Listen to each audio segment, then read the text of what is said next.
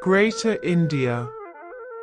Greater India, also known as the Indian cultural sphere, the Indosphere, the Indic world is an area composed of many countries and regions in South and Southeast Asia that were historically influenced by Indian culture, which itself formed from the various distinct indigenous cultures of these regions. Specifically, Southeast Asian influence on early India had lasting impacts on the formation of Hinduism and Indian mythology. Hinduism itself formed from various distinct folk religions, which merged during the Vedic period and following periods. The term Greater India, as a reference to the Indian cultural sphere, was popularized by a network of Bengali scholars in the 1920s. It is an umbrella term encompassing the Indian subcontinent and surrounding countries, which are culturally linked through a diverse cultural cline. These countries have been transformed to varying degrees by the acceptance and induction of cultural and institutional elements from each other. Since around 500 BCE, Asia's expanding land and maritime trade had resulted in prolonged socio-economic and cultural stimulation and diffusion of Hindu and Buddhist beliefs into the region's cosmology, in particular in Southeast Asia and Sri Lanka. In Central Asia, transmission of ideas were predominantly of a religious nature. By the early centuries of the Common Era, most of the principalities of Southeast Asia had effectively absorbed defining aspects of Hindu culture, religion and administration. The notion of divine god kingship was introduced by the concept of Hora Hora. Sanskrit and other Indian epigraphic systems were declared official, like those of the South Indian Pallava dynasty and Chalukya dynasty. These Indianized kingdoms, a term coined by George Coedes in his work Histoire ancienne des États hinduises d'Extrême Orient, were characterized by surprising resilience, political integrity, and administrative stability. To the north, Indian religious ideas were assimilated into the cosmology of Himalayan peoples, most profoundly in Tibet and Bhutan, and merged with indigenous traditions. Buddhist monasticism extended into Afghanistan, Uzbekistan, and other parts of Central Asia, and Buddhist texts and ideas were readily accepted in China and Japan in the East. To the west, Indian culture converged with Greater Persia via the Hindu Kush and the Pamir Mountains. Evolution of the concept. Hindustan and Farther India in a 1864 map by Samuel Augustus Mitchell. The concept of the three Indias was in common circulation in pre-industrial Europe.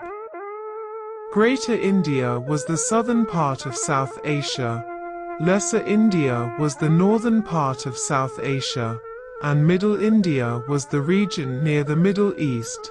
11 of the Portuguese form, Portuguese, India Maya, was used at least since the mid-15th century. The term, which seems to have been used with variable precision, sometimes meant only the Indian subcontinent. Europeans used a variety of terms related to South Asia to designate the South Asian peninsula, including High India, Greater India, Exterior India and India Quosa. However, in some accounts of European nautical voyages, Greater India, or India Major, extended from the Malabar coast, present-day Kerala, to India Extragangem, lit. India, beyond the Ganges, but usually the East Indies, i.e. present-day Malay Archipelago and India Minor, from Malabar to Sindh.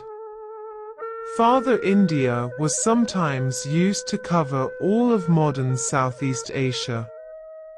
Until the 14th century, India could also mean areas along the Red Sea, including Somalia, South Arabia, and Ethiopia. For example, Diodorus of Sicily of the 1st century BC says that the Nile rises in India, and Marco Polo of the 14th century says that Lesser India contains Abyssinia. In late 19th century geography, Greater India referred to a region that included A. Himalaya, B. Punjab, C. Hindustan, D. Burma, E. Indochina, F. Sunda Islands, G. Borneo, H. Celebes, and I. Philippines. German atlases distinguished Vorderindian, Anterior India, as the South Asian Peninsula, and Hindu-Indian as Southeast Asia. Greater India, or Greater India Basin, also signifies the Indian plate plus a postulated northern extension, the product of the Indian-Asia collision. Although its usage in geology predates plate tectonic theory, the term has seen increased usage since the 1970s. It is unknown when and where the India-Asia, Indian and Eurasian plate convergence occurred, at or before 52 million years ago. The plates have converged up to 3,600 kilometers, 2,200 miles, plus or minus 35 kilometers, 22 miles. The upper crustal shortening is documented from geological record of Asia and the Himalaya as up to approximately 2,350 kilometers, 1,460 miles, less. The concept of Indianized kingdoms and Indianization, coined by George Coedes, originally described Southeast Asian principalities that flourished from the early Common Era as a result of centuries of socio-economic interaction having incorporated central aspects of Indian institutions, religion, statecraft, administration, culture, epigraphy, literature, and architecture. Indianization of Southeast Asia. Further information: Austronesian Maritime Trade Network, Maritime Silk Road, Indian Maritime History, Indian Ocean Trade, Hinduism in Southeast Asia, Buddhism in Southeast Asia, Balinese Hinduism, and History of Indian Influence on Southeast Asia. Austronesian sailors from island Southeast Asia first established contact and trade with southern India and Sri Lanka as early as 500 BCE. This resulted in the introduction of Southeast Asian material culture, including catamarans, outrigger boats, sewn plank boats, and palm and cultigens, like coconuts, sandalwood, bananas, and sugarcane, to South Asia, as well as connecting the material cultures of India and China. These early Austronesian trade routes linking island Southeast Asia with India also became the maritime aspect of the wider spice trade network, which were later also used by Tamil and Arab maritime trade. The sustained contact between Southeast Asia and South Asia resulted in cultural exchange, in addition to the exchange of commodities. The earliest Hindu kingdoms emerged in Sumatra and Java, followed by mainland polities such as Funan and Champa. Adoption of Indian civilization elements and individual adaptations stimulated the emergence of centralized states and localized caste systems in Southeast Asia. Adaptation and adoption. Indian culture was likely introduced by Hindu and Buddhist traders, priests, and princes traveled to Southeast Asia from India in the first few centuries of the Common Era and eventually settled there. Strong impulse most certainly came from the region's ruling classes, who invited Brahmins to serve at their courts as priests, astrologers, and advisors. Divinity and royalty were closely connected in these polities, as Hindu rituals validated the powers of the monarch. Brahmins and priests from India proper played a key role in supporting ruling dynasties through exact rituals. Dynastic consolidation was the basis for more centralized kingdoms that emerged in Java, Sumatra, Cambodia, Burma, and along the central and south coasts of Vietnam from the 4th to 8th centuries. Art, architecture, rituals, and cultural elements, such as the Ramayana and the Mahabharata, had been adopted and customized increasingly with a regional character. The caste system, although adopted, was never applied universally and reduced to serve for a selected group of nobles only. Many struggle to date and determine when Indianization in Southeast Asia occurred, because of the structures and ruins found that were similar to those in India. States such as Srivijaya, Majapahit, and the Khmer Empire had territorial continuity, resilient population, and surplus economies that rivaled those in India itself. Borobudur in Java and Angkor in Cambodia are, apart from their grandeur, examples of a distinctly developed regional culture, style, and expression. Southeast Asia is called Suvarnabhumi or Suvarnabhumi, the Golden Land, and Suvarnadvipa, the Golden Islands in Sanskrit. It was frequented by traders from eastern India, particularly Kalinga. Cultural and trading relations between the powerful Chola dynasty of South India and the Southeast Asian Hindu kingdoms led the Bay of Bengal to be called the Chola Lake, and the Chola attacks on Srivijaya in the 10th century CE are the sole example of military attacks by Indian rulers against Southeast Asia.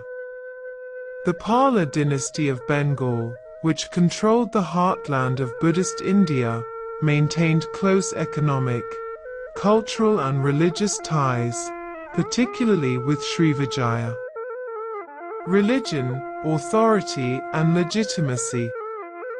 The pre-Indic political and social systems in Southeast Asia were marked by a relative indifference towards lineage descent. Hindu god kingship enabled rulers to supersede loyalties, forge cosmopolitan polities, and the worship of Shiva and Vishnu was combined with ancestor worship, so that Khmer, Javanese, and Cham rulers claimed semi-divine status as descendants of a god.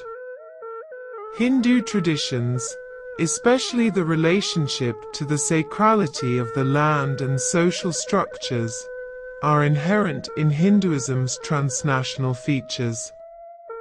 The epic traditions of the Mahabharata and the Ramayana further legitimized a ruler identified with the god who battled and defeated the wrongdoers that threatened the ethical order of the world. Hinduism does not have a single historical founder, a centralized imperial authority in India proper, nor a bureaucratic structure, thus ensuring relative religious independence for the individual ruler. It also allows for multiple forms of divinity, centered upon the Trimurti, the triad of Brahma, Vishnu, and Shiva, the deities responsible for the creation, preservation, and destruction of the universe. The effects of Hinduism and Buddhism applied a tremendous impact on the many civilizations inhabiting Southeast Asia, which significantly provided some structure to the composition of written traditions.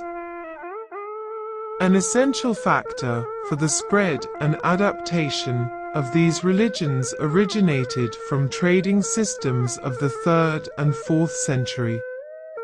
In order to spread the message of these religions, Buddhist monks and Hindu priests joined mercantile classes in the quest to share their religious and cultural values and beliefs. Along the Mekong Delta, evidence of Indianized religious models can be observed in communities labeled Funan. There can be found the earliest records engraved on a rock in Volcan. The engravings consist of Buddhist archives, and as South Indian scripts are written in Sanskrit that have been dated to belong to the early half of the 3rd century. Indian religion was profoundly absorbed by local cultures that formed their own distinctive variations of these structures in order to reflect their own ideals. The Indianized kingdoms had by the 1st to 4th centuries CE adopted Hinduism's cosmology and rituals, the Devaraja concept of kingship, and Sanskrit as official writing. Despite the fundamental cultural integration, these kingdoms were autonomous in their own right and functioned independently. Waning of Indianization. Khmer Kingdom. Not only did Indianization change many cultural and political aspects, but it also changed the spiritual realm as well, creating a type of northern culture which began in the early 14th century, prevalent for its rapid decline in the Indian kingdoms. The decline of Hinduism kingdoms and spark of Buddhist kingdoms led to the formation of Orthodox Sinhalese Buddhism, and is a key factor leading to the decline of Indianization. Sukhothai and Ceylon are the prominent characters who formulated the center of Buddhism, and thus became more popularized over Hinduism. Rise of Islam. Not only was the spark of Buddhism the driving force for Indianization coming to an end, but Islamic control took over as well in the midst of the 13th century to trump the Hinduist kingdoms.